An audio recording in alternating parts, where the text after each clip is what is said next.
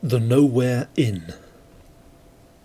As I pushed past the worn timber door, the tavern's atmosphere enfolded me and pulled me inside. The tang of pipe smoke mingled with the tallow candles and ale, underscored by the subtle stench of humanity. I say humanity because what few elves had lost enough of whatever set them apart, some say nobility, others pomposity, to lead them to frequent such an establishment, tended not to give off such an unpleasant air.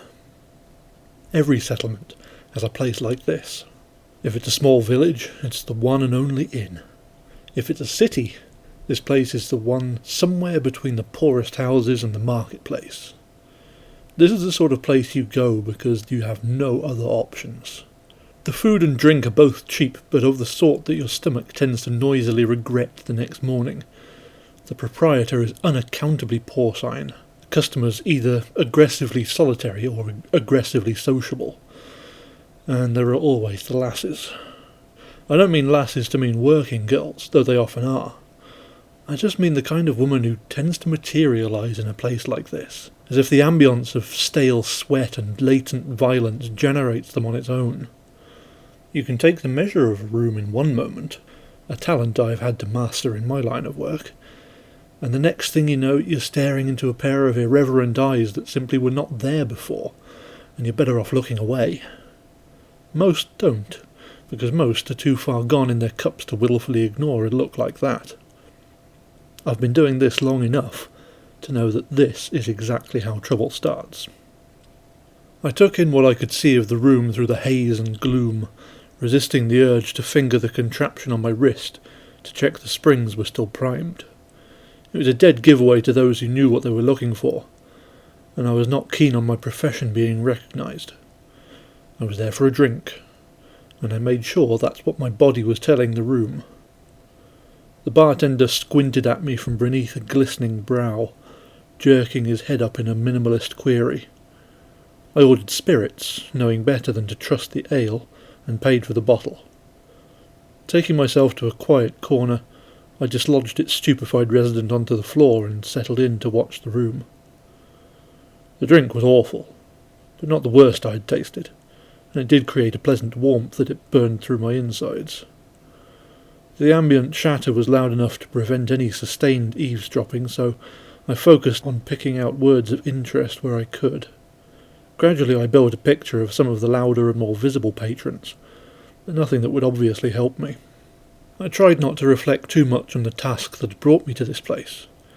There was no point dwelling on what couldn't be changed.